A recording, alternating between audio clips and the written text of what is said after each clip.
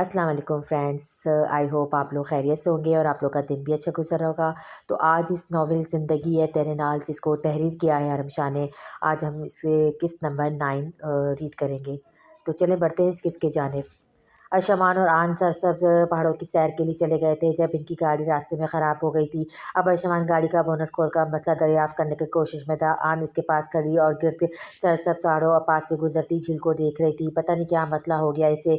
अशमान ने परेशानी से वहाँ देखा और दूर तक किसी आबादी या इंसान का नामो निशान तक नहीं था। उफ़ क्या हो गया, मान ख़राब होने वाली चीज़ थी, हो गई। आप इसे छोड़ो और यहाँ ध्यान दे कितना देखे कितना प्यारा मंजर और ये बादल। उफ़, आन ने खाली सड़क के दरमियान में आकर घूमते हुए कहा। जब अब बादल आन को खूबसूरत लग रहे थे वहीं वो आसमान की परेशानी बढ़ा रहे थे। अगर बारिश आ गई तो सारी खूबसूरती निकल जाएगी। आसमान संजीदगी से कहता हुआ गाड़ी को देखने लगा। हाय सच्ची, आपको पता है मैं हमेशा ऐसे चाहती थी कि आपको मेरा पहाड़ों में घेरा होता, आप लकड़ियाँ काट के घर आया करते और मैं आपका इंतज़ार किया करती। कितनी मज़े की ज़िंदगी होती ना। आन ने वापस इसके पास आते हुए खुशी से कहा तो आसमान ने सर झटक कर अपना काम करने लगा।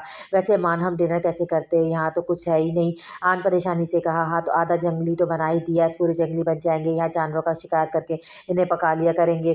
अशमान ने उलझन से कहा तो आन हंस दी। ये सही कहा आप आन, आपने इसे छोड़े ना, रात होने वाली है, चल के शिकार करते हैं। आन ने शरारत से कहा तो अशमान इसे घूरता हुआ फिर से गाड़ी को मुआयना करने लगा। तभी इसके कानों में बकरियों की आवाज़ पड़ी तो शिकार का सांस लेते अशमान ने गाड़ी को छोड़ा और यहाँ वहाँ देखने लगा। दूर ही एक आदमी अपनी बेड़ियों को लेकर वहाँ आ रहा था। इससे थोड़े करीब आते ही अशमान इसके पास गया जबकि आन गाड़ी के पास ही खड़ी थी। सुनिए कि यहाँ करीब कोई मैकेनिक मिल सकता है। अशमान के सवाल पर आदमी ने अपनी बेड़ियों से ध्यान हटाकर अशमान को देखा तो उसकी हैरत से आंखें खुल गई थी। अशमान साहब, आप यहाँ, इस आदमी की बात पर अशमान को हैरत में डाल दिया। माफ़ करिएगा, मैंने आपको पहचाना नहीं।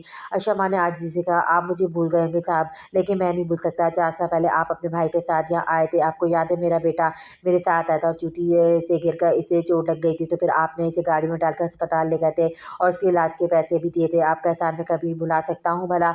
आदमी का बस नहीं चल रहा था कि वो खुशी से पागल हो जाता। अब आपका बेटा कैसा है? वो तो अच्छा भला है साहब, लेकिन आप यहाँ क्यों खड़े हैं? कुछ रात देर हो जाएगी और यहाँ जंगली जानवर बसते हैं। आदमी ने परेशानी से कहा तो अशमान साथ खड़ी आन पर नजर डालता मजीद परेशान हो गया। क्या यहाँ कोई मैकेनिक मिलेगा? अशमान की परेशानी देखकर वह आदमी भी परेशान हो गया था। मैकेनिक तो क्या साहब जी, यहाँ तो दूर दूर तक किसी का घर भी नहीं है। मेरा अपना घर काफ़ी फासले पे है। मैं तो यहाँ अपनी बेड़ियों को चराने के लिए लाया था। अशमान ने फिर से पलट कर आन को देखा जो इन नज़ारों में खोई अपनी चादर के कोने को उंगली में घुमा रही थी। मेरा वो बेटा जिसे आपने बचाया था साहब, वो मैकेनिक है लेकिन अभी घर पर है। अशमान ने जेब से मोबाइल निकाल कर देखा तो परेशानी मजीद बढ़ गई क्योंकि इस एरिया में सर्विस भी नहीं थी। इससे पहले वो इस आदमी को कुछ कहता है, गाड़ी की आवाज़ इनके कानों में पड़ी और दूर से आती बस को देखकर वो आदमी मुस्कुराया। आप इस बस में चले जाना साहब, आप मुझे अपना पता बता दें, मैं सुबह अपने बेटे को यहाँ लाकर आपकी गाड़ी ठीक करा दूंगा और वो आपके पास गाड़ी छोड़ भी जाएगा। अशमा ने इस बात में सर हिला के गाड़ी की चाबी इसे दे दी। वैसे भी इसे गाड़ी की टेंशन नहीं थी क्योंकि इसमें ट्रैक लगा हुआ था। अशमा ने वहाँ खड़ा बस के करीब आने का इंतजार करने लगा। बस के करीब आने पर अशमा ने बस को हाथ दिया तो बस रुक गया और पैंट शर्ट में मलबूस एक आदमी बाहर आया। जी सर, आदमी के पढ़े लिखे लहजे ने अशमान को हैरान किया था। हमारी गाड़ी ख़राब हो गई है, क्या आप प्लीज़ हमें शहर तक छोड़ सकते हैं ताकि हम अपने होटल चले जाएँ? इस बात पर इस आदमी ने परेशानी से बस के अंदर देखा, लेकिन सर ये प्राइवेट बस है, हम बच्चों को टूर लेकर जा रहे हैं, सॉरी लेकिन हमें ऐसा करने की इजाज़त नहीं है। आदमी ने अपना मसला बयान किया। देखिए साहब, ये दोनों इस वक्त कहाँ जाएंगे? ये मियाँ बीवी हैं, बहुत शरीफ लोग हैं, आप इनकी मदद करें। अशमान के साथ खड़े चरावे ने कहा तो आदमी फिर से बस के अंदर देखा। ठीक है, आप आ जाएं। इस आदमी की बात पर अशमान ने शुक्र अदा किया और गाड़ी के पास खड़ी आन के पास आया। चलो हमें इस बस में चलना है। अशमान की बात सुन कान का मुंह बन गया। यानी हम आज रात यहाँ नहीं गुजारेंगे? अशमान ने इसे घूर कर देखते हुए इसका हाथ पकड़ा और अपने साथ इस बस में ले आए, लेकिन बस का अंदर देखकर अशमान के माथे पर बल आए क्योंकि इसमें सिर्फ लड़कियां मौजूद थी और सभी इन्हें ऐसे देखे थी जैसे वो मार्स से आए एलियन हो। स्टूडेंट, इन दोनों की गाड़ी खराब हो गई तो शायद तक ये दोनों हमारे साथ सफ़र करेंगे। आई होप आप सबको कोई इशू नहीं होगा। प्रोफेसर की बात पे लड़कियों ने शरीर निगाहों से एक दूसरे को देखा था। No sir, absolutely not. इनकी बात पर प्रोफेसर मुस्कुराया। तो फिर इन्हें बैठने के लिए सीट दें। प्रोफेसर के हुक्म पर बस के दरमियान की सीट पर बैठी दो लड़कियां फ़ौरन उठ गईं। यहाँ आ जाए, अब आप हम दोनों पीछे चली जाती हैं। अशमान ने आन का हाथ मजबूती से थामा और उसे अपने साथ सीट तक लाकर खुद को खिड़की वाली सीट पर बैठ गया और आन को अपने साथ बिठा लिया। इनके बैठते ही प्रोफेसर ड्राइवर के साथ वाली सीट पर बैठा और गाड़ी स्टार्ट हो गई। सर बोर हो रहे हैं, म्यूजिक लगा दें प्लीज़, एक लड़की ने फरमाइश की और फिर आपस में गाना चलने लगा, खैरियत पूछो, कभी तो कैफियत पूछो, तुम्हारे बिन दीवाने का क्या हाल है, दिल मेरा क्या देखो ना, मेरी हैसियत पूछो, तेरे बिन एक दिन जैसा 100 साल लग गया, अंजाम है तय मेरा होना मुझे है तेरा, जितनी भी हूँ दूरियाँ फ़िलहाल हैं, ये दूरियाँ फ़िलहाल हैं, ओ खैरियत पूछो, कभी तो कैफियत पूछो, तुम्हारे बिन दीवाने का क्या हाल है। गाना बजते ही सब लड़कियां भी ताली बजाते खुद भी गाने लगे और शमान गहरा का सांस लेकर खिड़की से बाहर देखने लगा। वो बस जल्द से जल्द वापस पहुंचना चाहता था, जबकि इन लड़कियों की अटकनियों को मुस्कुराकर देखी आन सफ़र से कभी ख़त्म न होने वाली दुआ कर रही थी। आप दोनों हस्बैंड वाइफ हैं क्या? आन के साथ वाली सीट पर बैठी लड़की ने इसकी जानिब अपना रुख करते हुए पूछा, तो आन ने मुस्कुराकर हाँ में सर हिलाया। वाह, इतना प्यारा कपल है ना आपका, क्या कहूँ, you are both just made for each other. आन के पीछे वाली सीट पर बैठी लड़की इसकी जानिब मुतवज्जो होकर कहने लगी, थैंक यू। आन ने मुस्कुराते हुए कहा, जबकि तारीफ पैसी गाल गुलाबी हो गए थे। आपकी अरेंज मैरिज हुई है लव मैरिज? इस सवाल पर आन ने आसमान की तरफ देखा, जो मुसलसल खिड़की से बाहर झाँकने में मसरूफ था। ये सवाल ज़रा मुश्किल है। आन के जवाब पर लड़कियाँ हैरान हुई। मेरी एंगेजमेंट इनके बाबा यानी मेरे ताया अब्बू ने मेरे पैदा होने से पहले इनसे कर दी थी कि अगर कोई लड़की हुई तो इसकी शादी इनसे होगी, इसलिए अरेंज मैरिज हुई। लेकिन जब से लफ्ज़ों को समझना शुरू किया तो यही जाना कि मैं इनकी हूँ। जब से मोहब्बत के जज्बे को समझना शुरू किया है तो इनके सिवा किसका ख्याल ही नहीं है, तो समझ लें कि लव मैरिज है।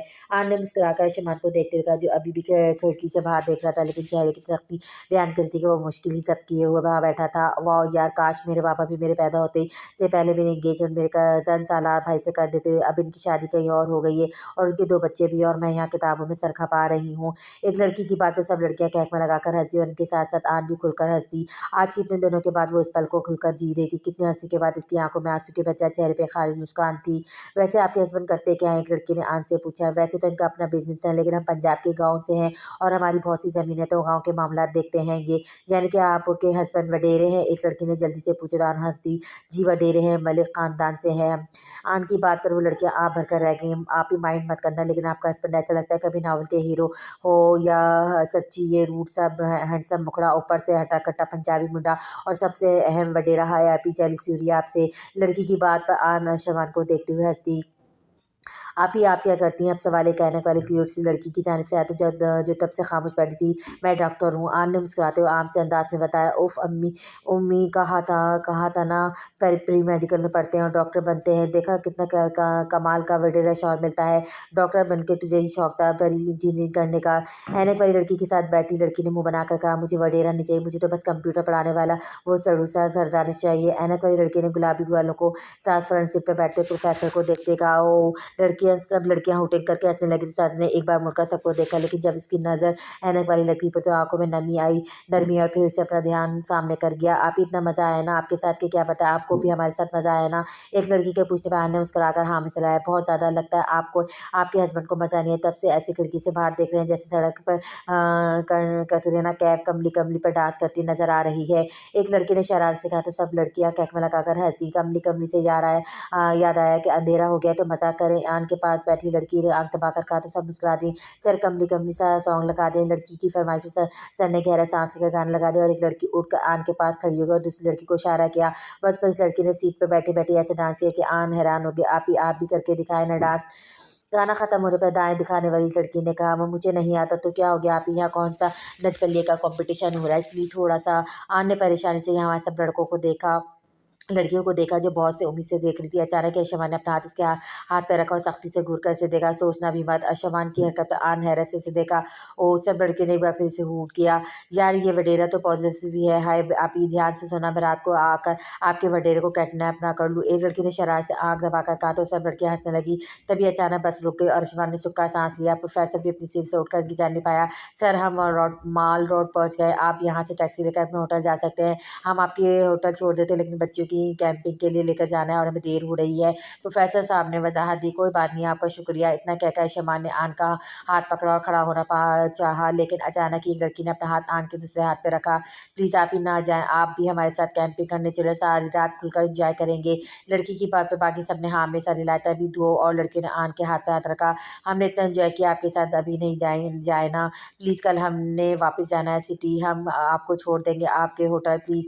अब की बार दूसरी लड़की ने कहा। आन चलो। अर्शमान ने दांत खिंचा कर कहा तो आन बेबसी से अर्शमान की तरफ जाने देखा। बच्ची ये आप क्या कह रहे हैं, हम किसी को भी क्यों साथ लेकर नहीं जा सकते, कॉलेज ही अलाउ नहीं करता है, पहले ही हम इन्हें लिफ्ट देकर रोल टूट चुके हैं, अगर प्रिंसिपल सर को पता चला तो। प्रिंसिपल साहब ने परेशानी से कहा तो लड़कियां मुंह सर कर देखने लगी। सर कौन बताएगा, प्रिंसिपल सर को हम में से कोई नहीं बता रहा, बताएगा क्या कोई। एक लड़की के पूछने पे सबने एक साथ नहीं कहा।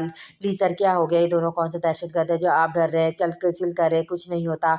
अब दूसरी लड़की ने कहा तो प्रोफेसर ने ठंडी यहाँ भरी। और हाशिम सर का क्या करेंगे जो कैंपिंग पैलेस पे हमारा वेट कर रहे हैं, इन्हें क्या बताएंगे, कौन है ये लोग। प्रोफेसर के सवाल पर सब लड़कियों ने एक दूसरे जाने देखा। आप इनकी फिक्र मत करें सर, हम इन्हें समझा लेंगे, प्लीज सर मान जाए ना, प्लीज। सब लड़कियां एक साथ प्लीज प्लीज कह लेंगे तो प्रोफेसर ने साथ से सबको देखा। सॉरी बच्चे, मैं परमिशन नहीं दे सकता। प्रोफेसर की बात पे सब लड़के ने मुंह छोड़ लिया, लेकिन फिर ऐनक वाली क्यूट सी लड़की उठकर प्रोफेसर के सामने गई और अपने हाथ आपस में मिलने लगी।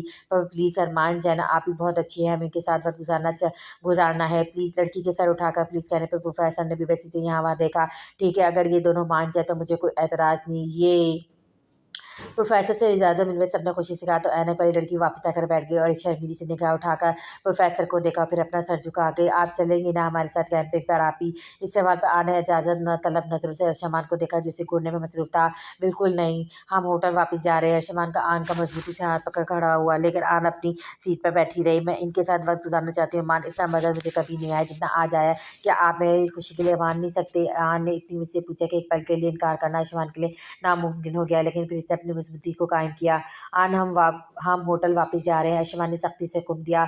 ओए सुरु वेडेरे मान जाओ ना, खा नहीं जाएंगे हम तुम्हें, एक लड़की ने कहा तो अर्शमान ने आन को घूरा जो अपनी सीट से उठ नहीं रही थी। प्लीज़ मान जाए ना मेरी खातिर, आन ने बहुत ज़्यादा मोहब्बत से कहा, लेकिन अर्शमान ने इसे बस घूरा। प्लीज़ मान, अब की बार आन ने इतनी मोहब्बत से कहा। सब लड़कियों ने आह भरकर आन को देखा। प्लीज़ मान जाओ ना, सब लड़कियों ने एक साथ कहा तो अर्शमान ने गहरा सांस लेकर यहाँ वहाँ देखा, फिर दांत खिंचता वापस सीट पर बैठ गया। सब लड़कियों ने खुशी से याओ का नारा लगाया तो प्रोफेसर भी वापस सीट पे चला गया और गाड़ी फिर से स्टार्ट हो गई। आन ने आहिस्ता से अपना हाथ अर्शमान के हाथ पर रखा और मुस्कुरा दी। Thank you. अर्शमान ने जवाब में एक नज़र आन को देखा, फिर से खिड़की बाहर देखने लगा, जबकि आन खुद को मिलने वाली खुशी पर दोबारा से लड़कियों की मंचली बातों में खो गई। कैंपिंग पैलेस पर पहुंचकर लड़कियों और प्रोफेसर ने जैसे तैसे दूसरे प्रोफेसर को मना लिया था, लेकिन आखिरकार इनके मान जाने पर सबने फिक्र का सांस लिया और अब दोनों प्रोफेसर से मिलकर बारबेक्यू की तैयारी कर रहे थे। अर्शमान भी इनकी मदद करने की गर्ज से इनके पास चला गया था, जबकि आन सब स्टूडेंट के पास बैठी थी। जिस जगह पर वो मौजूद थे वो एक जंगल के साथ थी और खासतौर पर कैंपिंग के लिए एक एरिया बड़ी बड़ी लाइनें लगाकर मखसूस की थी। आन लड़कियों के पास बैठी दिलचस्प से इनकी बातें सुन रही थी। वो ज़्यादा बड़ी क्लास की नहीं थी, बस 21 वो बड़ी क्लास की नहीं थी, बस 21 लड़कियां थी और अपनी क्लास का अच्छा रिजल्ट आने पर इनाम की सूरत में सरगोदा से यहाँ ट्रिप पर आई थी। इनके साथ अनखेली और बातों में वक्त कहाँ गया आन को अंदाज़ा ही नहीं हुआ। प्रोफेसर दानिश इन सबके पास आए। चलो भाई सब बारबेक्यू रेडी है, डिनर का टाइम हो गया। इस बात पर सब लड़कियां खुशी से चहकती हुई वहाँ चल दी, जहाँ उन्होंने घास पर चटाई बिछाकर सबके बैठने का इंतजार किया था। आन आकर अर्शमान के पास बैठ गई। अब बारबेक्यू के साथ साथ कढ़ाई और नान का भी इंतजाम था, सबने मिलकर खाना खाया। आई होप आप दोनों को हमारे साथ कोई मसला नहीं होगा, रात सोने की टेंशन मत लें। वैसे मेरा और हाशिम का सर का टेंट डलाया था, अब आप दोनों मेरे टेंट में सो जाएगा और मैं हाशिम सर से शेयर कर लूँगा। प्रोफेसर दानिश ने अर्शमान को बताया तो अर्शमान ने मुस्कुरा कर देखा। आपका बहुत बहुत शुक्रिया। अर्शमान ने नरमी से कहा। खाना खाने का लगा। खाने के बाद वहीं दायरे में बैठे बैठे गिल्लियों का सिलसिला शुरू हुआ। सर गेम खेलते हैं, एक लड़की ने जल्दी से फरमाइश की। क्या गेम खेलें, प्रोफेसर ने दिलचस्पी पूछा। मेरे पास फुटबॉल है, अगर पागल इस वक्त फुटबॉल खेलेंगे तो बॉल जंगल में चली जाएगी और फिर शेर के मुंह से लाना तुम बॉल। एक लड़की ने फौरन कहा तो अर्शमान के अलावा सब हंस दिया। अरे नहीं यार, फुटबॉल से पास द बॉल खेलते हैं जिस पर बॉल रुकेगी, इसे एक टास्क देंगे जिसे पूरा करना होगा। लड़की का आइडिया सबको पसंद आया तो वो जल्दी से अपने कैंप में गई और बैग से फुटबॉल निकाल कर लाई। हाशिम सर आपका वाला गेम नहीं, आप म्यूजिक चला ले, बस इसे रोक दीजिएगा। एक लड़की ने हाशिम सर से कहा तो उन्होंने गहरा सांस लिया और जेब से मोबाइल निकाला। काफ़ी देर वो गेम चलता रहा जिसमें बॉल कभी किसी लड़की पे रोती कभी किसी और पर। सभी अजीब गरीब टास्क दिए गए थे, जिसे जबान से नाक को छूना, बंदर की आवाज़ निकालना, कितनी बार अटक पटक करना वगैरह वगैरह। इन सब में अर्शमान बस आन को देखना तो जिनके खाते हर चीज़ को खुलकर इंजॉय कर रही थी। तभी बाल आन के हाथों में आई तो म्यूजिक रुक गया। ये देखकर सब लड़कियों ने वोटिंग की। आपके लिए मैंने कब से एक टास्क सोचा है, एक लड़की ने पुरजोशी से कहा तो आन ने सवाली नज़र से देखा। आप ना भाई के लिए एक गाना सुनाए। लड़की की फरमाइश में सबने इस बात में सर हिलाया, जबकि आन इस शराब में आ गए। मैंने कभी नहीं गाना गाया। नो कोई बहाना नहीं चलेगा, टास्क पूरा करना पड़ेगा। इनकी आन ने उंगलियां चटकाते हुए अर्शमान को देखा, फिर इसकी नाराज़गी याद आने पर मुस्कुरा कर इसे देखा। कच्ची डोरियों डोरियों से मैनू बांध ले, पक्की यारी यारी पा में बांध ले फैसले, ए नाराज़गी कागज़ी सारी तेरी, मेरी सोनिया सिल ले मेरे दिल दा। आन के गाना ख़त्म करने पे सब लड़कियों ने तालियां बजाई और एक ने तो शरारत में 2 उँगलियां मुँह में रखकर सीटी बजा दी, जिस पर प्रोफ़ेसर हासिफ ने उसे घूरा। तभी इंतज़ामिया का एक आदमी घबराया हुआ सा प्रोफ़ेसर दानिश के पास आया और कुछ बताने लगा, जिसे सुनकर प्रोफ़ेसर दानिश भी परेशान हो गए। सब लड़कियां मेरी बात ध्यान से सुन लें, सब अपने-अपने कैम्प में जाएँ और अच्छी तरह से कैम्प की ज़िप बंद कर लें, ना ही कोई आवाज़ करना और ना ही लाइट जलाना, जब तक हम नहीं कहते कोई बाहर ना आए। प्रोफ़ेसर के परेशानी कहने से सबने फिर बंदी से एक-दूसरे को देखा, लेकिन सर हुआ क्या? जो कहा है करो। प्रोफ़ेसर के हुक्म पर सब लड़कियाँ उठकर चले गए तो प्रोफ़ेसर दानिशान अरशमान के पास आए। आप दोनों भी इस नेट वाले कैंप पे चले जाएँ। लेकिन हुआ क्या है? अरशमान ने परेशानी से कहा, इस जंगल से एक जंगली रिश्ता तोड़कर कैंप एरिया में आ गया, इसलिए सबको इत्तबा है कि अपने कैंप में खामोशी से लाइटें बंद करके रहें जब तक इंतज़ामिया रीछ को पकड़ कर वापस नहीं छुड़ आती। आन सहम कर शम्स के बाजू से चिपक गया और अरशमान ने भी इसका हाथ मज़बूती से थामा और उसे अपने साथ इस कैंप तक ले आया। कैंप के अंदर बस एक ही बिस्तर था जो अशमान जिस आदमी के लिए छोटा ही होना था। अशमान ने कैंप की ज़िप ठीक से बंद की और आन की तरफ देखा जो सैम कैसे देख रही थी। मान अब क्या होगा? खौफ से आन की आंखों में आंसू आ गए। अशमान इसके पास आया, उसे अपने बाहों में लेकर इस पर बिस्तर पे लेट गया और उसका चेहरा अपने सीने में छिपा लिया। डरो मत, कुछ नहीं होने दूंगा। अशमान ने उसे हौसला दिया। तभी इस एरिया की सारी लाइटें बंद हो गई। अब बस चांद ही थोड़ी-थोड़ी सी रोशनी कर रहा था। मान अगर वो यहाँ आ गया तो आन ने सहमी सी आवाज़ में पूछा, तो इसे मुझसे गुज़र कर तुम तक पहुँचना होगा। अशमान ने आम से अंदाज़ में कहा। आन के इस खौफ में वो पहले जैसे मान बन चुका था। नहीं मान, आपको खोने की बजाय मैं मरना पसंद करूँगी। अरशमान को आन के आँसू अपने सीने में जज़्ब होते महसूस हुए। तभी फ़िज़ा में रीछ की दहाड़ गूंजी तो आन सहम कर आसमान के अंदर छुप गए। आसमान इस रीछ का हौला कैंप के बाहर देख सकता था। आसमान ने कान में सरगोशी करके उसे खामोश रहने का कहा। वो बाहर ही है ना मान, वो क्या फाड़ कर अंदर आ जाएगा। आन ने सरगोशी की, लेकिन आसमान चाहता था वो खामोश है, क्योंकि इसकी सरगोशी भी इस रीछ को होशियार कर रही थी। मान मुझे डर, अब की बार आयुष्मान ने इसका सर अपने सीने से निकाला और इसे खामोश कराने के लिए इसके होठों पर झुक गया। आयुष्मान कैसे करते ही आन को आवाज़ तो क्या, इसका सांस तक बंद हो गया था। आयुष्मान की शर्ट का कॉलर अब अपना हाथ में दबोच कर आन खुद पर इस अचानक हमले की देर ऐसा बुरी तरह से कांपने लगी थी। देर ऐसा था जैसे हलक से उछल कर बाहर आ जाएगा। बाहर से आने वाली आवाज़ों से वो अंदाज़ा लगा सकती थी कि इंतजामिया रीछ को पकड़ कर ले जा चुकी थी। इसी बात से आगाह करने के लिए आन ने आयुष्मान के सीने पर हाथ रखकर इसे खुद से दूर करना चाहा, लेकिन आयुष्मान को अब होश ही कहाँ था। इसने आन की मज़म्मत करते-करते हाथ पकड़ के अपने हाथों में जकड़ लिया और उसके लम्स में मज़ीद शिद्दत आ गई थी। आन को लग रहा था जैसे वो उसकी सांसें ही पी जाएगा। अचानक ही शमान ने इसके होठों को आज़ादी बख्शी और उसके गले से दुपट्टा निकालता उसकी गर्दन पे झुक गया।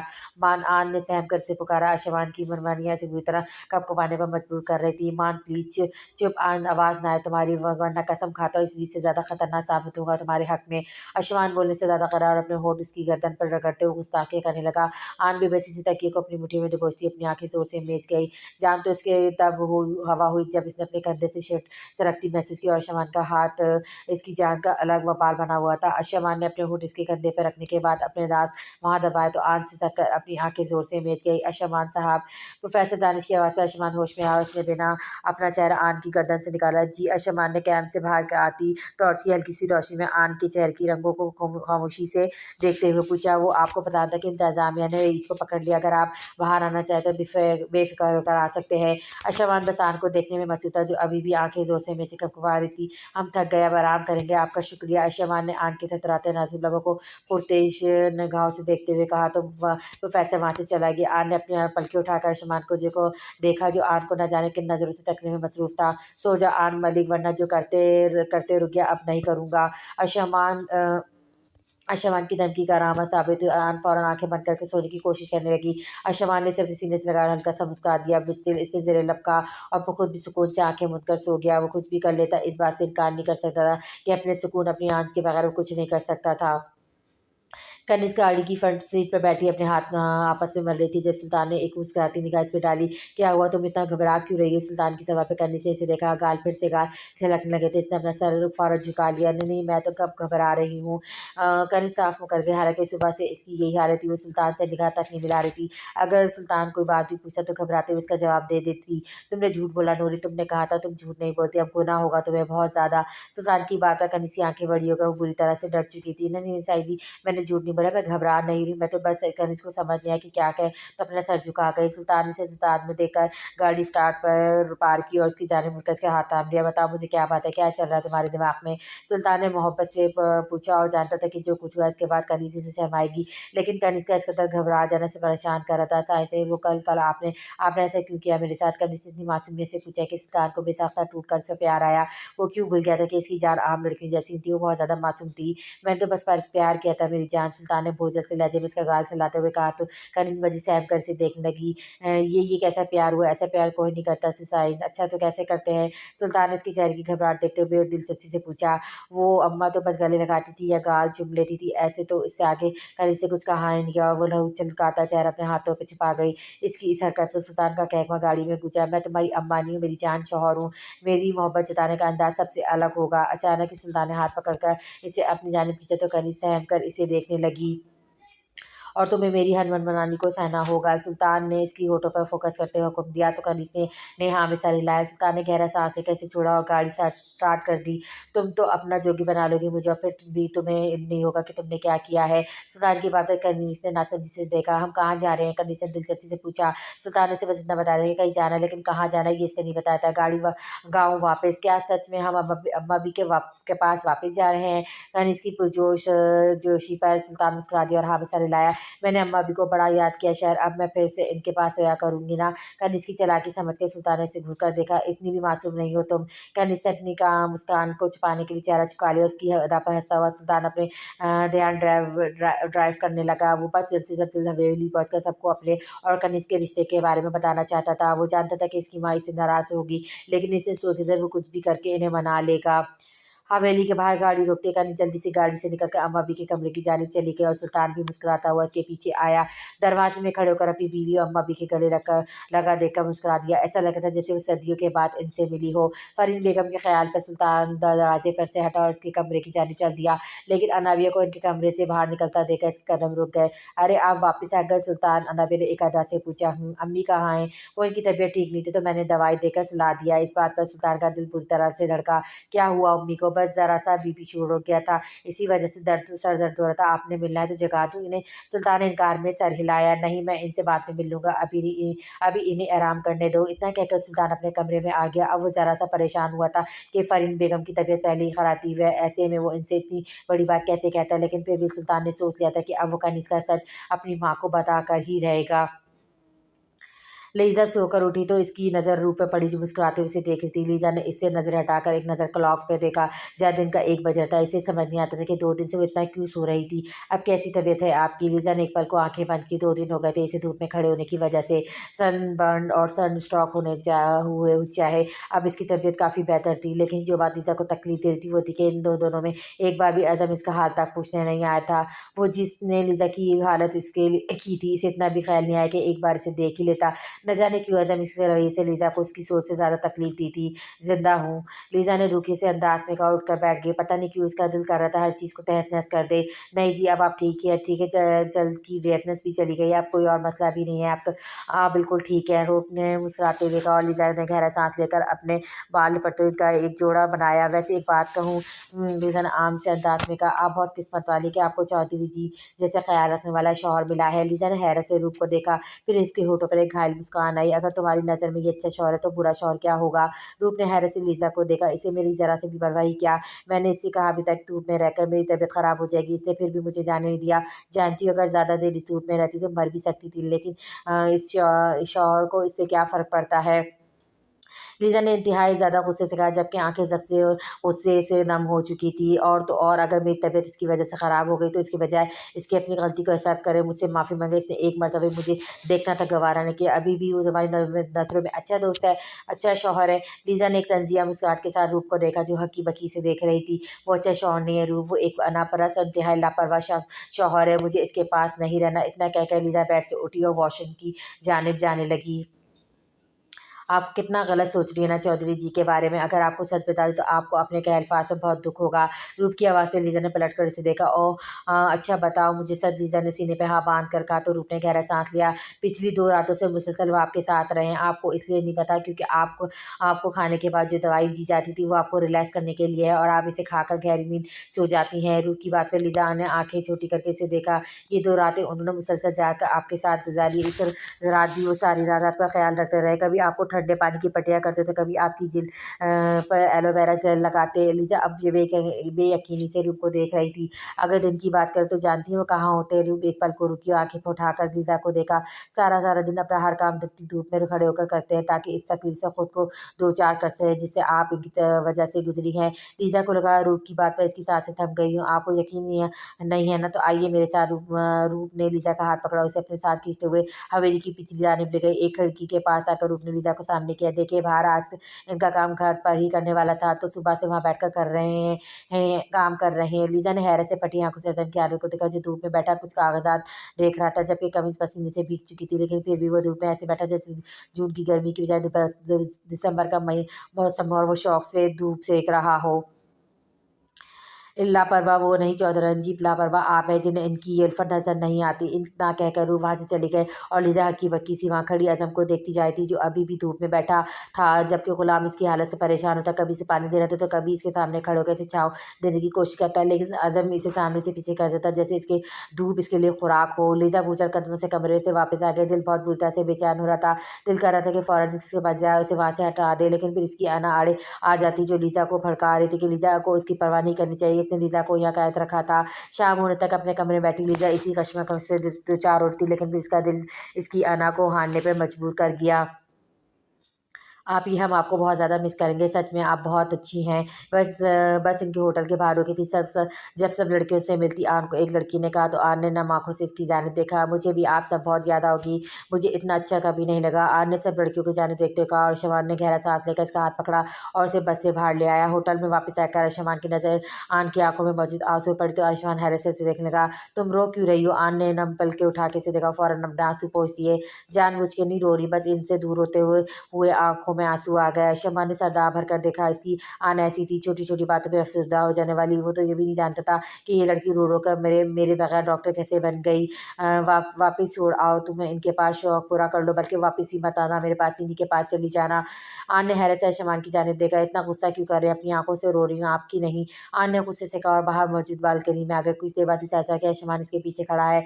रोना बंद करो आन, क्यों आपको क्या फ़र्क पड़ता है मान मेरे आंसू से? अब तो आप मुझको रोता देखकर ही सुकून मिलता है। आन ने बेरुखी से कहा और वहाँ से जाने लगी। जब अर्शा ने इसकी कोहनी पकड़ के से अपनी जानिब खींचा, मुझे फ़र्क नहीं पड़ता तुम्हारे आंसू से, तुमसे। शमान ने अंगारा होती आंखों से देखा। अगर फ़र्क पड़ता है तो मेरी गलती भूल कर मुझे माफ़ कर देते। ये कैसी मोहब्बत है अर्शमान के? मेरे कहे चंद अल्फाजों से ख़त्म हो गई। मैं जानती हूँ मैं गलत थी, जानती थी मुझे सज़ा मिलनी चाहिए, लेकिन सज़ा मेरे गुनाह से ज़्यादा है मान।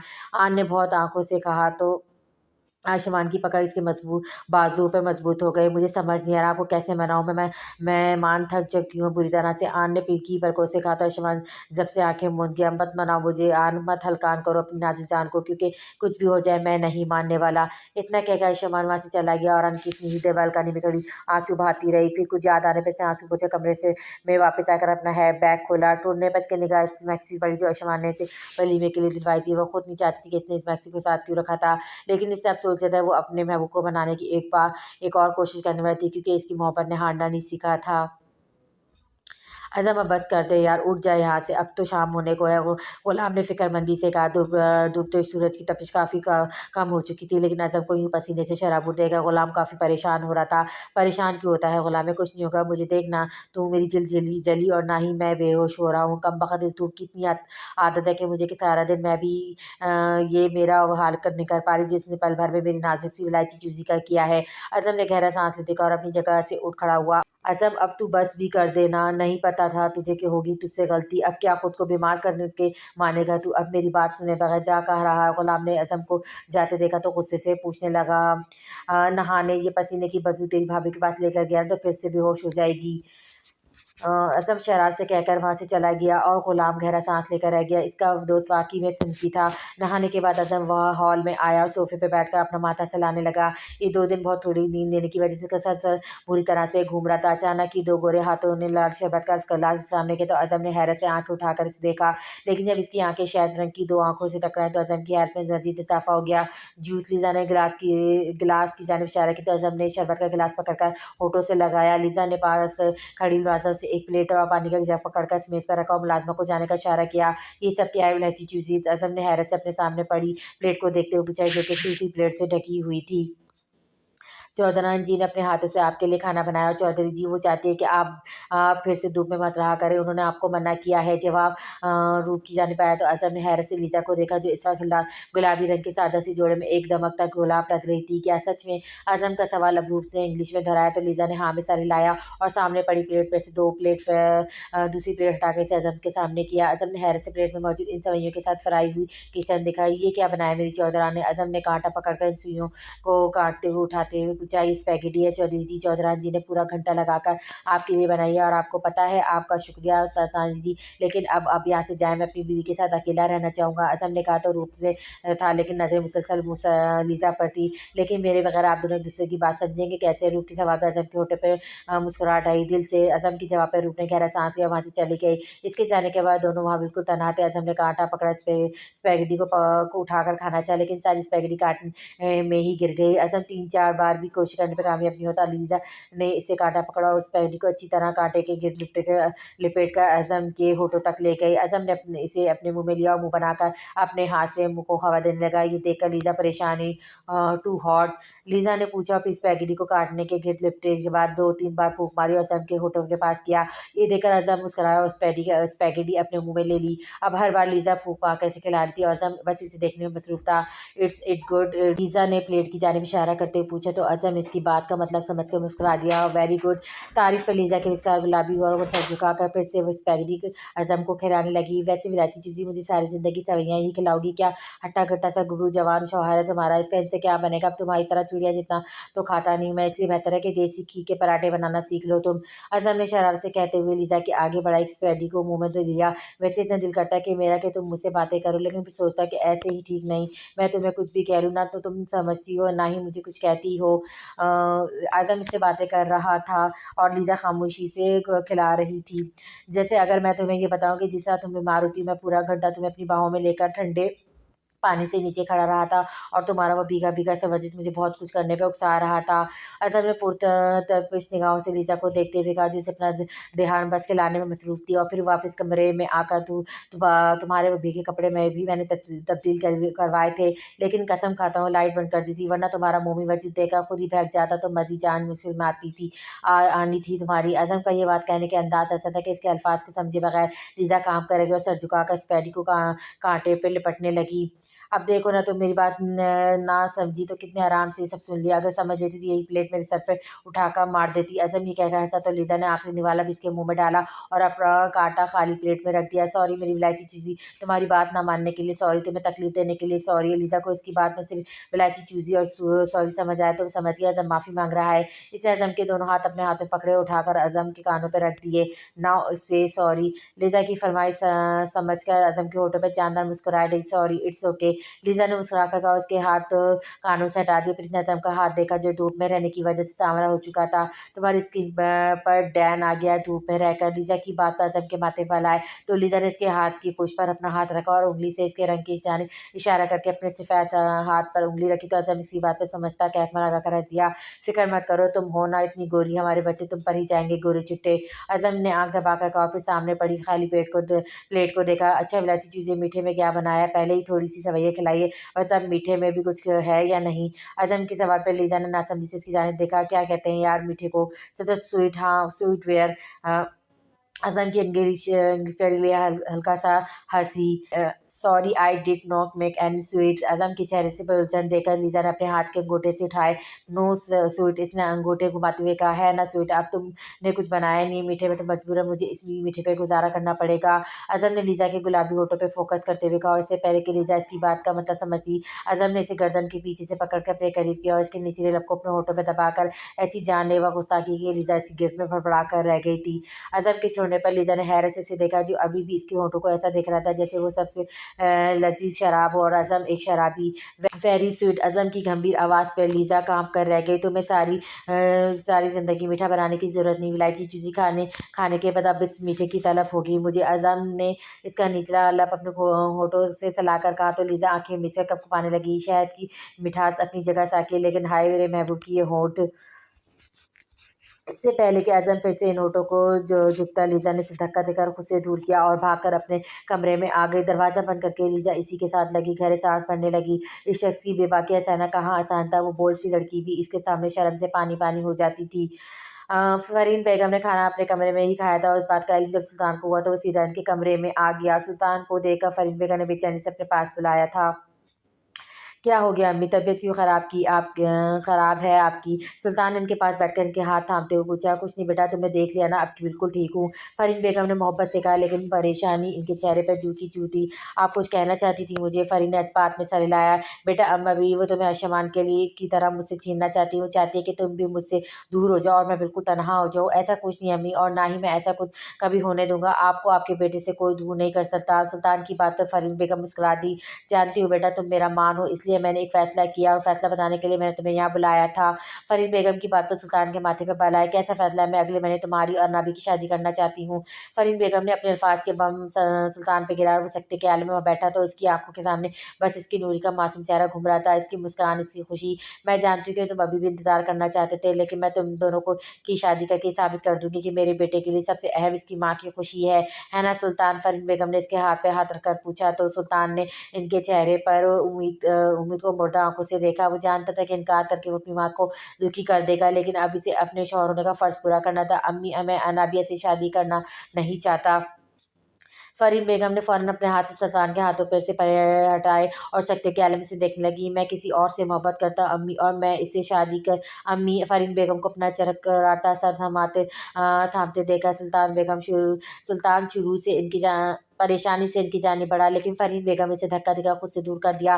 निकले ना तुम भी अपने भाई जैसे, तुम्हें भी मेरे से कोई सरोकार नहीं, मेरी ख्वाहिश से कोई वास्ता नहीं, बस अपनी ख्वाहिश, अपनी खुशी प्यारी है तुम्हें। फ़रीन बेगम रोते हुए चिल्लाई और सुल्तान अपना सपनों से डरावना ख्वाब सच होता हुआ देखते हुए चैन हुआ। आज वो अपनी जन्नत की आंखों में आंसू का बरस बना था। अम्मी, एक बार मेरी बात तो सुन ले। क्या सुनूं? मैं सुन तो लिया, तुम्हें नहीं करनी है नाबिया से शादी। तुम्हें मेरी खुशी, मेरी चाहत कोई फ़र्क नहीं पड़ता तो ठीक है सुल्तान मलिक, रहो अपनी खुशी में खुश और दुआ करो कि तुम्हारी माँ मर जाए, अपनी बहन को इसकी बेटी वापस भेजने से पहले मर जाए वो। दुआ करो मर जाऊँ मैं और तुम दोनों खुश रहो। फ़रीन बेगम रोते हुए चिल्ला रही थी और सुल्तान बेचैनी से इन्हें देख रहा था। हाँ, मर जाऊँ मैं, फ़रीन बेगम ने कमज़ोर से अंदाज़ में कहा और बेहोश होकर बेड पे गिर गईं। इन्हें इसी हालत में देखकर सुल्तान का दिल बंद हुआ था।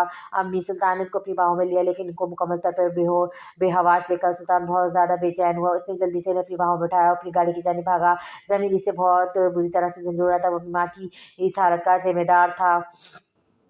सुल्तान परेशानी के आलम में अस्पताल के कॉरिडोर में बैठा था। डॉक्टर इसे बताकर गए थे कि फ़रीन बेगम की तबीयत अब बेहतर थी। इनका बीपी ज़्यादा शूट होने की वजह से वो बेहोश हो गई थी, लेकिन अब इनकी तबीयत काफ़ी बेहतर थी। लेकिन डॉक्टर्स ने ताकीद भी की थी कि इनको किसी भी तरह का डिप्रेशन से बचाया जाए, वरना इनके दिमाग के लिए एक और झटका खतरनाक साबित हो सकता है। सुल्तान को समझ नहीं आता वो क्या करे। एक तरफ इसकी माँ की ज़िंदगी तो दूसरी तरफ जानिब अनीस और सुल्तान, दोनों में से किसी एक को नहीं चुनना चाहता था। मोबाइल बजने की आवाज़ तो सुल्तान ने मुर्दा हालत में जेब से मोबाइल निकाल कर कान से लगाया। सुल्तान बेटा, अब कैसी तबीयत है फ़रीन की? अगर कोई ज़्यादा मसला तो मैं अस्पताल आ जाऊँ? अम्मा भी की परेशान सी आवाज़ सुल्तान के कानों में गूंजी। आप परेशान मत हो अम्मी पहले से बेहतर है, बस दवाइयों की ज़ेर से सो रही हैं। जैसे ही नहीं उठेंगी मैं आपकी बात करवा दूंगा। सुल्तान ने अपना माथा सहलाते हुए कहा, इंशाअल्लाह वो ठीक हो जाएगी बेटा, बस तुम परेशान मत हो। अम्मा भी ने सुल्तान को तसल्ली दी। अगर तुम कहो तो मैं शमान को वापस बुला लूँ। सुल्तान ने फ़ौरन अपना सर इनकार में हिलाया। नहीं, आप इन्हें परेशान मत करें, मैं सब संभाल लूँगा।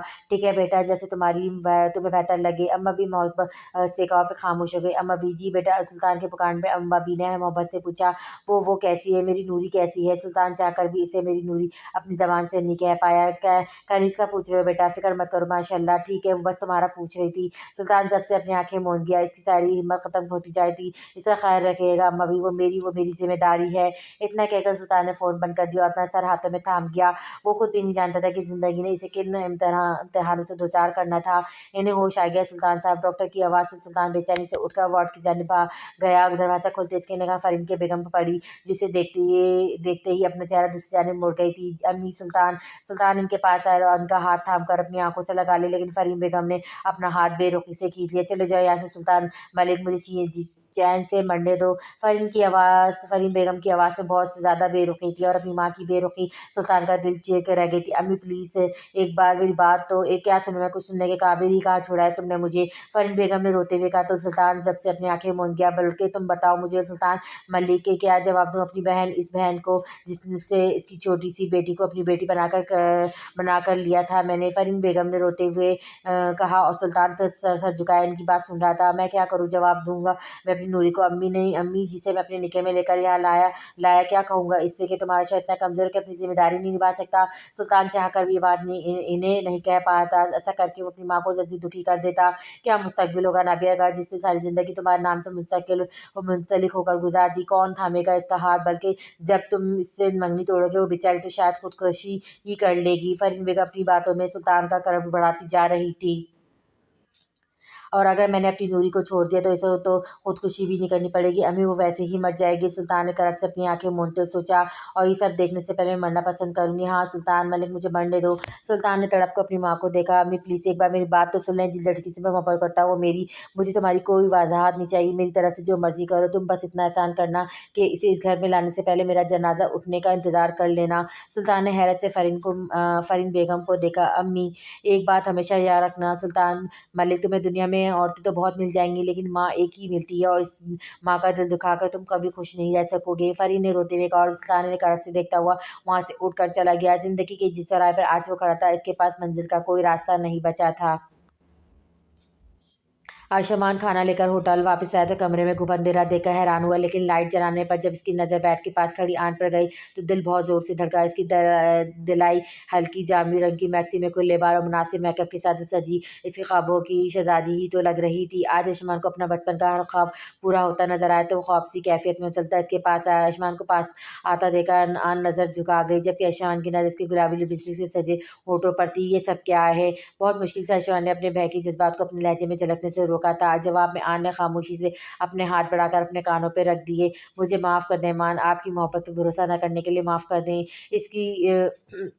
इसकी वजह के लिए माफ़ कर दें प्लीज़। अब आपकी आन थक चुकी है मान, प्लीज़ आपकी नाराज़गी नहीं लड़ पाएगी।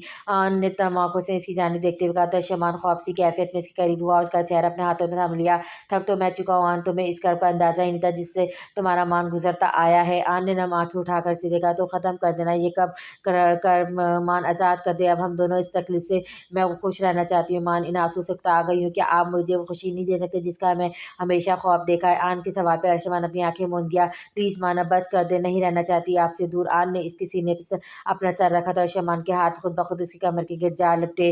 कितनी देर वो दोनों एक दूसरे के खामोश में वहाँ खड़े रहे थे। क्या आपने मुझे माफ़ कर दिया मान? आन ने सर उठाकर बहुत उम्मीद से पूछा तो अरशमान बेबसी से इसे देखने लगा। इसका वो सजा सा संवरा सा रूप इसे बहका रहा था। वो बचपन से इसकी चाहत थी और वो चाहत मलकियत बनी इसकी होश में खड़ी से बहुत कुछ करने पर उकसा रही थी। अरशमान आखिरकार खुद से लड़ती जंग हारा था। आन को इसकी बात का जवाब देने की बजाय वो उसके होठों पर झुका और उसकी सांसों पर अपनी हुकूमत कायम कर ली। आन ने घबरा कर इसकी शर्ट का कॉलर दबोचा। वो मजम्मत करके आयुष्मान को नाराज़ नहीं करना चाहती थी, लेकिन आयुष्मान की वो शिद्दत और जुनून का सांस रोक रहे थे। हर गुजरता लम्हा आयुष्मान की बेचैनी को मज़ीद बढ़ा रहा था और आन की जान मज़ीद मुश्किल में आ रही थी। अचानक आयुष्मान ने आन को खुद से दूर धकेला कर बेड पर फेंका तो आन हैरत से इसे देखने लगी, जबकि चेहरे पर इसके कर्ब का गाल इसके हुस्न को चार चांद लगा रहा था। मान बस बहुत हो गया आन मलिक, तुम्हें क्या लगता है तुम्हारी इन चीप हरकतों से बहका लोगे तुम मुझे? हाँ मुझे झुकने पर मजबूर कर लोगे? नहीं आन मलिक, मैं तुम्हारी इन घटिया कोशिश से जेर होने वाला नहीं। अशमान के अल्फाज आन के दिल को बहुत बुरी तरह से झिल्ली कर रहे थे। घटिया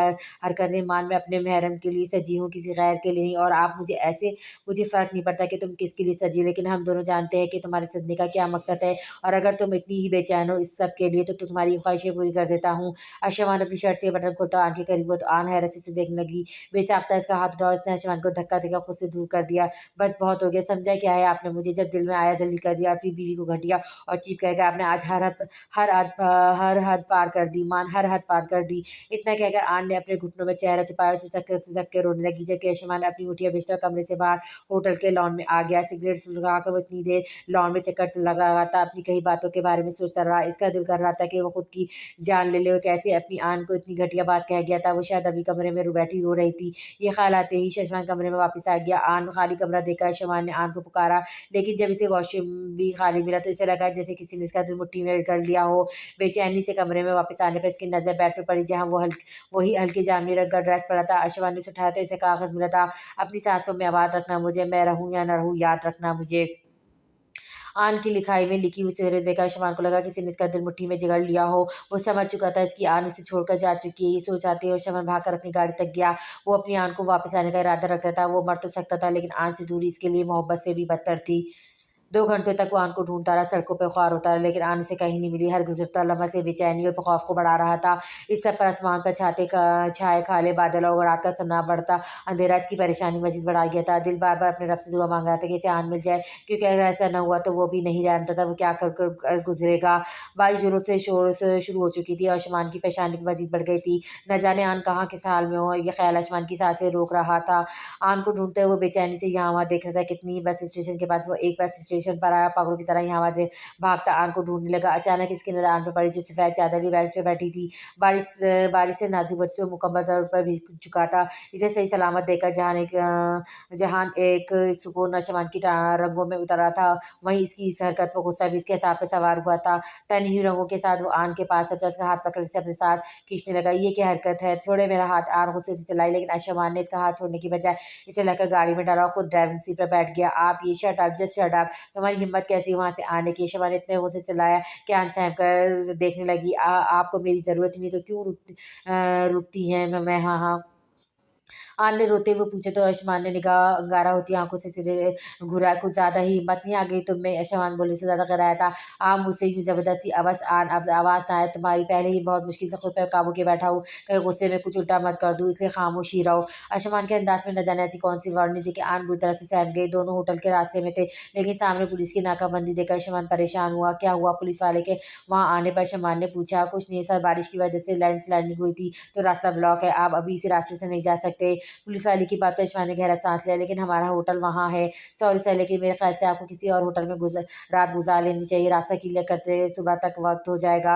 अशमान ने इस बात में सर हिलाया, गाड़ी वापस मुड़ लिया। आखिरकार से एक होटल नजर आया तो इसने गाड़ी पार्किंग एरिया में रुकी और रूम बुक करवाने चला गया। बारिश अभी भी जोरों शोर पर थी। वो होटल ज़्यादा अच्छा तो नहीं था, लेकिन वहाँ रात गुजारी जा सकती थी। रूम बुक होने के बाद अशमान के पास आया, उसका बाजू पकड़ के अपने साथ कमरे में ले आया।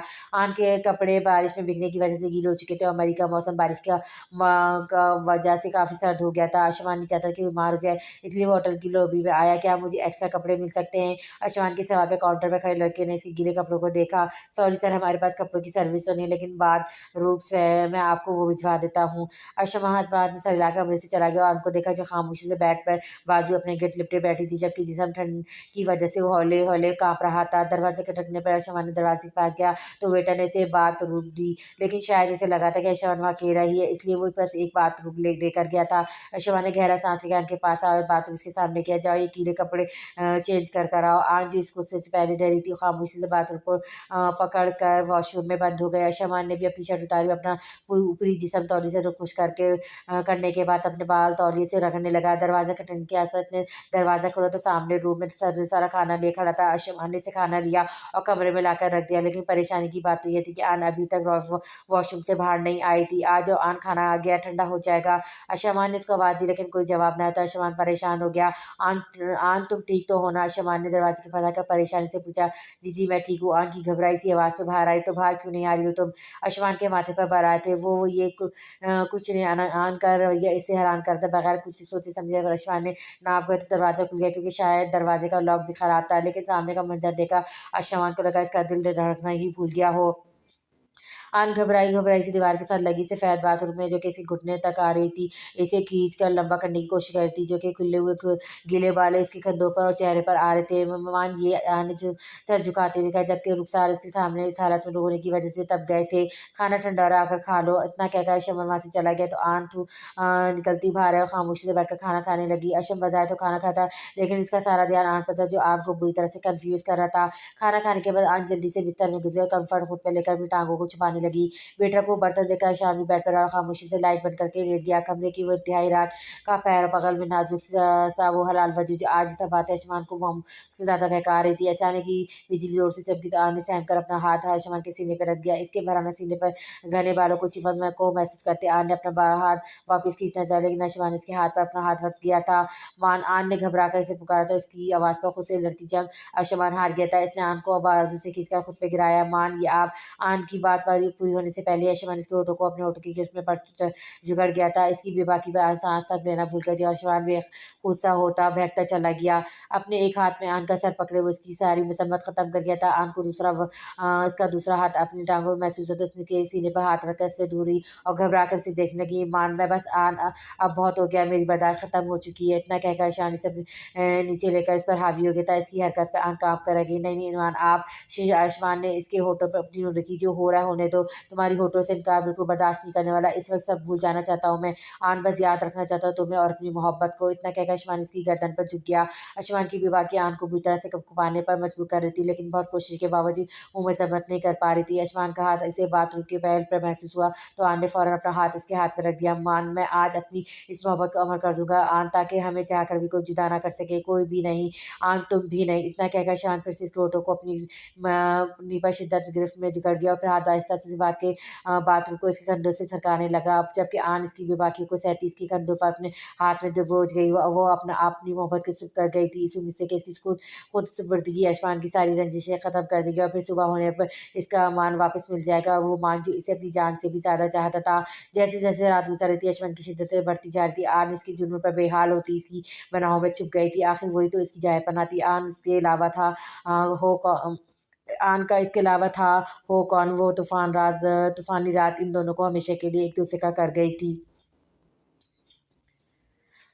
बोलो ना, नहीं लूँगी दवाई, दफ़ा हो जाओ यहाँ से। फ़रीन बेगम चिल्लाई तो सुल्तान ने घबरा कर रहने दिया। कल से वो ना तो दवा ले रही थी और ना ही डॉक्टर्स को अपना इलाज करने दे रही थी।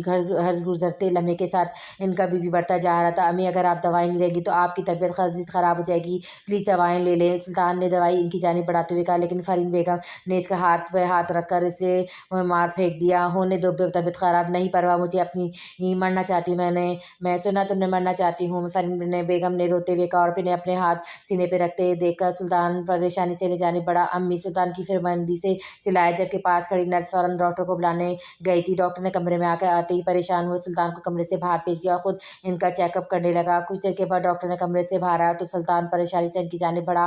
देखिए मिस्टर मलिक, मुझे पता लगता है इन्हें माइनर सा हार्ट अटैक हुआ है। अगर इनका बीपी कंट्रोल नहीं हुआ तो ज़्यादा मसला होगा। आप कैसे भी इन्हें दवाई लेने पर मजबूर करने, वरना मुश्किल बहुत बढ़ जाएगी। इतना कहकर डॉक्टर वहाँ से चला गया और सुल्तान परेशानी के आलम में बेंच पर बैठ गया। कल से वो फ़रीन बेगम की हालत देख रहा था। अब इसकी बस हो चुकी थी। वो अपनी माँ को कभी दुखी नहीं करना चाहता था, लेकिन वो क्या करता, करनी भी तो उसकी जिम्मेदारी थी। सुल्तान बोतल कदमों से उठकर वार्ड में दाखिल हुआ। फ़रीन बेगम की कुर्सी के पास बैठ गया। कितनी देर वो नहीं बेहोश पड़े देखता रहा। आखिरकार फ़रीन बेगम ने अपनी आंखें खोली और सुल्तान को मुर्दा आंखों से देखा। फिर से बता लिए, मुझे क्या चाहते हो? ना चैन से जीने दे रहे हो, ना मरने। मुझे मर जाने दो सुल्तान, ताकि तुम अपनी ज़िंदगी में खुश रह सको। इतना कहकर फ़रीन बेगम अपनी आंखें मूंद गया और सुल्तान की आंखों से 2 आंसू बह निकले। मुझे आपका फैसला मंजूर है अम्मी, मैं अनाबी से शादी करने के लिए तैयार हूँ। सुल्तान की बात तो फ़रीन बेगम ने हैरत से देखा। मुझे तुम्हारा एहसान नहीं चाहिए। मैं नहीं चाहूँगी कि अनाबिया सौतन का बोझ है। कल को तुम भी इस लड़की को अपना कहकर अनाबिया को तलाक दे दोगे तो? नहीं अम्मी, ऐसा नहीं होगा। मैं वही करूँगी जो आपकी ख्वाहिश है, बस आप दवाई ले लें। आपको नहीं खो सकता। सुल्तान ने हाथ में पकड़ी दवाई फ़रीन बेगम के सामने की तो फ़रीन बेगम ने मुस्कुराकर दवाई पकड़ ली। सुल्तान ने पानी का गिलास इन्हें पकड़ाया तो फ़रीन बेगम ने दवाई पानी से निगल ली। देखना सुल्तान, तुम बहुत खुश रहोगे। अनाबिया के साथ वो तुमसे इतना प्यार करेगी, तुम इस लड़की को भूल जाओगे। फ़रीन बेगम ने मोहब्बत से कहा तो सुल्तान ने अपनी आंखें करब से मूंद गया। कितने आंसू उसके गाल पे बहे थे। नहीं अम्मी, मैं मरकर भी अपनी नूरी को नहीं भूल सकता, मर कर भी नहीं। सुल्तान ने एक बार फिर ये बात अपनी ज़बान पर लाने की हिम्मत नहीं कर पाया था। अशमान की आँख खुली तो पहली नज़र आन पर पड़ी जो इसकी शिद्दत तो चूर इसकी पनाहों में सिमटी हुई सो रही थी। अशमान कितनी देर इसके पास लेटा से देखता रहा। इसकी निगाह बार बार भटक कर इसके होठों और अपने जुल्म के निशानों पर जा रही थी। इसकी निगाहों की तपिश महसूस करते आन की आंखों तो अशमान इसको को देखता पाकर एक शर्मीली सी मुस्कान इसके होठों पर आई। इसने फ़ौरन अपना सर झुका लिया। अशमान को बस खामोशी से खुद को घूरता पाकर आन मज़ीद कन्फ्यूज़ हो गई। इसे समझ नहीं आता कि अशमान से क्या कहे। फिर वो शर्म वहया तो इसकी ज़बान को बिल्कुल बंद कर गई थी। अचानक अशमान इसके पास से उठा तो आन ने घबरा कर कम्फर्ट अपनी मुट्ठी में दबोच लिया। उठ कर चेंज कर लो, हमें वो होटल वापस जाना है। अशमान की बेरुखी और संजीदगी पर आन हैरत से नज़र उठाकर इसे देखा। क्या इसका खुद को निछावर कर देना भी अशमान का गुस्सा मिटा नहीं पाया था। मान जल्दी करो, मेरे पास फालतू का वक्त नहीं है। अशमान ने अपनी शर्ट पहनते हुए कहा, जो अब तक सूख कर चीखी थी। इसे कमरे से बाहर निकलते आन की आंखों से 2 आंसू बह निकले, लेकिन फिर इसने खुद को तसल्ली दी कि हो सकता है अशमान इससे मोहब्बत से पेश आए, हो सकता है इसकी बेरुखी 2 पल की हो, फिर सब ठीक हो जाए। आन ने उम्मीद से सोचा, उठकर कपड़े चेंज करने चली गई। चेंज करके वो बाहर आई थी, जहाँ अशमान गाड़ी के पास खड़ा इसका इंतजार कर रहा था। पूरा रास्ता अशमान ने इससे कोई बात नहीं की। आन चाहकर भी कुछ कहने की हिम्मत इकट्ठा न कर पाई। होटल वापस पहुंचकर अशमान कमरे में गया और अपना सामान पकड़कर पैक करने लगा। अपने साथ पैक कर लो, आन हम दोनों आज ही वापस जा रहे हैं। अशमान की बात आन ने हैरत से इसकी तरफ देखा और इसके पास है ईमान। आन ने इसके सीने पर हाथ रखा तो अशमान हैरत से इसे देखने का, क्या आपने अभी भी मुझे माफ़ नहीं किया? क्या मान इतना सब होने के बाद भी? आन के सवाल पर अशमान मुठिया बुझता बीच गया। अपना सामान पैक करो आन, हम वापस जा रहे हैं। नहीं मान, हम तब तक वापस नहीं जा रहे जब तक आप मेरी बात का जवाब नहीं देते। क्या आपने मुझे माफ़ नहीं किया? आन ने बहुत उम्मीद से पूछा। अशमान कितनी देर इसकी आंखों में उम्मीद को देखता रहा था। नहीं, मैंने पहले भी तुम्हें ये कहा था कि आज भी यही कह रहा हूँ, मैं चाह कर भी तुम्हें माफ़ नहीं कर सकता। अशमान मलिक आज अपने अल्फाज से अपने दिल मोहब्बत का दिल बहुत बुरी तरह से तोड़ गया था। वो जो अपना जिस्म व जान इस पर निछावर कर गई थी, क्या वो इस काबिल भी नहीं थी कि वो इसकी एक गलती को भूल जाता? आप जुल्म कर रहे हैं मान। आन ने बहती आंखों से देखा। इसकी आंखें इसकी कर की इंतहा बयान करती, लेकिन फिर भी अशमान को उस पर तरस नहीं आया। जानता हूँ, बाहर तुम्हारा इंतजार करो, सामान लेकर आ जाना। इतना कहकर अशमान वहाँ से चला गया और आन ज़मीन पर बैठकर सिसक कर रोने लगी। अशमान मलिक जज्बात में बहुत खरा साबित हुआ था। आज तक इसने जितनी शिद्दत से मोहब्बत निभाई थी, अब नफरत भी वो इसी जुनून से निभा रहा था। लीज़ा का मूड बुरी तरह से ऑफ था, क्योंकि वो इतने दिनों से इस हवेली में ही मौजूद थी। बाहर जाना तो दूर, इससे हादसे के बाद तो आज़म ने इसका घर के शहर में निकलना तक बंद किया था कि कहीं तेज़ धूप में इसकी तबीयत ही ना ख़राब हो जाए। इसकी ये फ़िक्रमंदी थी, जहाँ लीज़ा को एक पूरी रात इसके बारे में सोचने में बच चुकी था, वहीं अब कैसे इसे घुटन हो रही थी। लीज़ा उठकर कमरे से बाहर जाने लगी। जब बाहर से आती रूप इससे बुरी तरह टकराई। इतने दिनों से इसका एक आसरा रूप ही तो थी, जिसके साथ वक्त गुजार के वो अब लीज़ा को बहुत अच्छी लगने लगी थी। चौधरान जी, मैं आपके पास ही आ रही थी। क्यों, कोई ख़ास बात है? लीज़ा ने बेजारी से पूछा। हाँ, आपको पता है गाँव में मेला लगा हुआ है। रूप की बातें लीज़ा के माथे पे बल आए। ये मेला क्या होता है? मेला समझे एक तरह का फेयर है, जिसमें तरह तरह के स्टॉल लगते हैं और बहुत से झूले होते हैं, तरह तरह की खाने की चीज़ें, लोग और बहुत सारी रौनक। रूप ने काफ़ी पुरजोशी से बताया। तो मुझे क्यों बता रही है सब? मैं क्या करूँ? आपको इसलिए बता रही हूँ क्योंकि ना मैं और आप मेला देखने चलें। एक तंजिया मुस्कुराहट लीज़ा के होठों पर आई। हाँ, जैसे अज़म जाने देगा ना। अरे यही तो बात है चौधरान जी, आप खिड़की तो खोल कर देखें, आसमां पे इतने प्यारे बादल छाए हैं, ज़रा सी धूप नहीं है। ये बात जानकर लीज़ा के चेहरे पर भी दिलचस्पी आई। हाँ, वो घूमना चाहती थी, मज़ा करने का चाहती थी।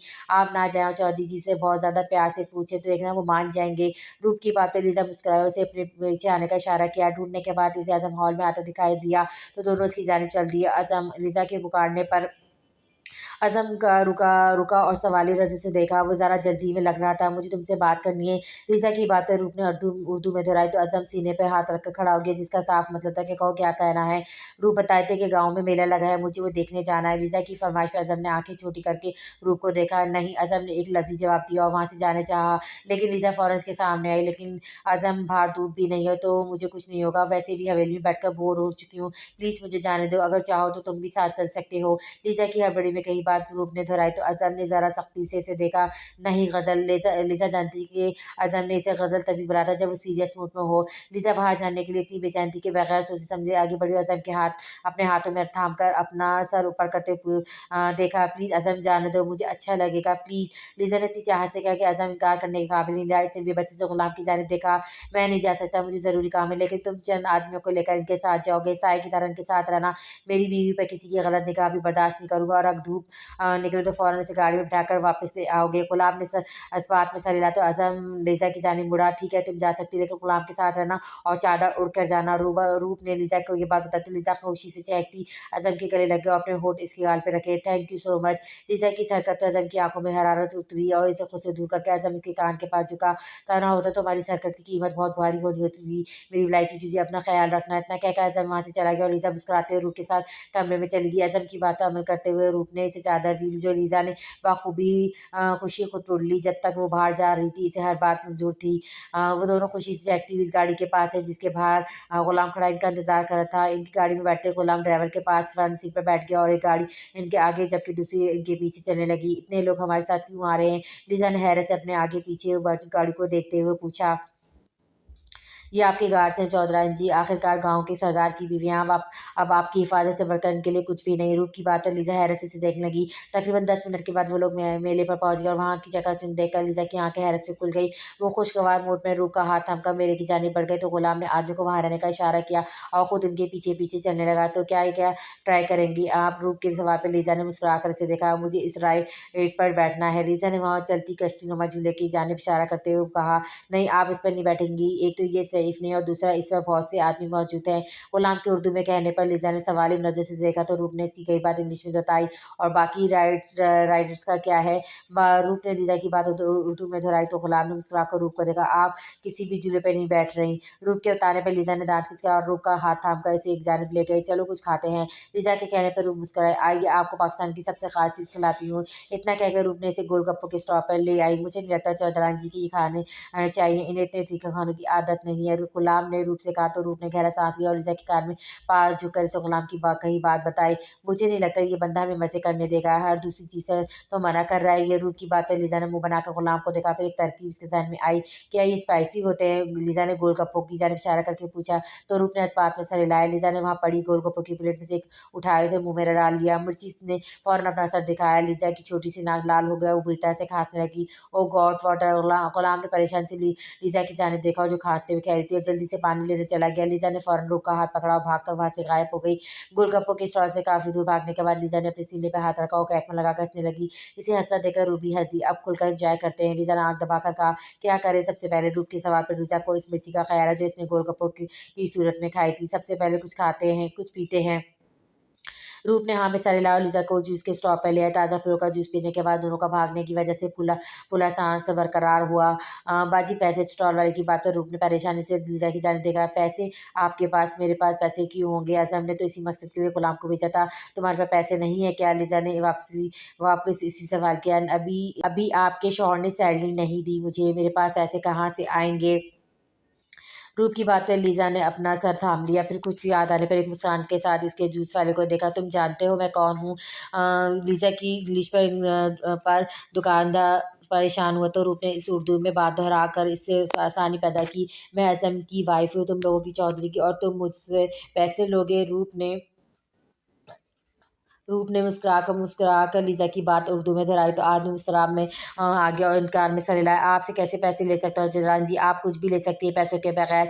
रूप ने मुस्कुराते हुए वो ये बात लीज़ा को बताई तो मुस्कुरा दी। इसके बाद लीज़ा ने अज़म का नाम इस्तेमाल करके पूरा मेला फ्री में एंजॉय किया। जो उसके दिल में आया वो खाया, जिस झूले में दिल किया बैठी। फिर इसकी निगाह एक औरत पर पड़ी जो हाथों पे मेहंदी के डिज़ाइन वाले छापे लगा रही थी। तो मुस्कुराते हुए अपना हाथ इसके सामने कर दिया। अपने नाज़ुक से सफ़ेद हाथ पर वो जो डिज़ाइन देखकर लीज़ा मुस्कुरा दी। बहुत प्यारी लग रही चौधरानी जी, अब इन प्यारी सी कलाइयों में भी कुछ पहनते हैं। इतना कहकर रूप ने इसे चूड़ियों के स्टॉल पे लेकर उसे प्यारी-प्यारी सी चूड़ियाँ दिलवाईं। लीज़ा हैरान हो गई, कैसे इज़्ज़म के नाम पे इसे सब कुछ फ्री में मिल रहा था। चूड़ियों के स्टॉल से वो दोनों तरफ जाने लगी तो निगाह गुलाम पर पड़ी जो परेशान सा यहाँ-वहाँ देख रहा था। वो दोनों फ़ौरन दूसरी जानिब पलटी और दौड़ लगाकर दूसरी साइड पर आ गए। अच्छा मज़ा चकाया, इससे ज़्यादा ही होशियार बन रहा था। रूप ने हँसते हुए कहा तो लीज़ा मज़ीद हँस दी। गुलाम के हाल पर हँसती दोनों ही बेहाल हो रही थी। कुछ ही दूर आने पर अचानक लीज़ा की निगाह अज़म पर पड़ी जो गाड़ी के पास खड़ा ऐसे घूर रहा था। रूप ने लीज़ा की नज़रों से ताक़ुब में देखा तो घबरा गई। लेकिन जब नज़र अज़म के पीछे गुस्से से पागल होते गुलाम पर पड़ी तो रूप की हंसी छूट गई। लीज़ा खुशी से चहकते अज़म के पास गई। अज़म तुम्हें पता ना आज मैंने कितना चटाक, एक ज़ोरदार थप्पड़ की आवाज़ पर लीज़ा के अल्फाज उसके मुँह में अटक गए। वो इसे अपने गाल पर हाथ रखे हैरत से अज़म को देखने जिसने इस पर हाथ उठाया था। मैंने तुम्हें गुलाम के साथ रहने का कहा था और तुम बजाय मेरी बात मानने के इसे बेवकूफ़ बनाकर अकेली चली गई। हिम्मत कैसी हुई तुम्हारी ऐसा करने की? अज़म के गुस्से से चिल्लाने पर रूप सहम कर पूरी तरह से काँपने लगी। इसमें तो इतनी भी हिम्मत नहीं थी कि वो लीज़ा की अज़म की बात तो इंग्लिश में बताती थी, लेकिन इसकी ये मुश्किल गुलाम ने आसान कर दी जिसने आज़म की कई बात हर बात लीज़ा को इंतहाई अच्छी इंग्लिश में बताई। मैंने तुम्हें आज़ादी दी क्योंकि ये तुम्हारा हक है, लेकिन इसका ये मतलब कि तुम इस आज़ादी का नाजायज़ फ़ायदा उठाओ। आज़म के ऐसे कहने पर गुलाम ने फिर से ये बात इंग्लिश में बता दी। लीज़ा बस अपने चेहरे पर हाथ रखकर सर झुकाए बैठी थी। उम्मीद करता हूँ आइंदा तुम ऐसा नहीं करोगी। इतना कहकर आज़म ने गुलाम की जानिब देखा जिसने ये बात लीज़ा को कही तो आज़म ने लीज़ा का हाथ पकड़कर इसे गाड़ी में बैठाना चाहा, लेकिन लीज़ा ने फ़ौरन अपना हाथ छुड़वा लिया।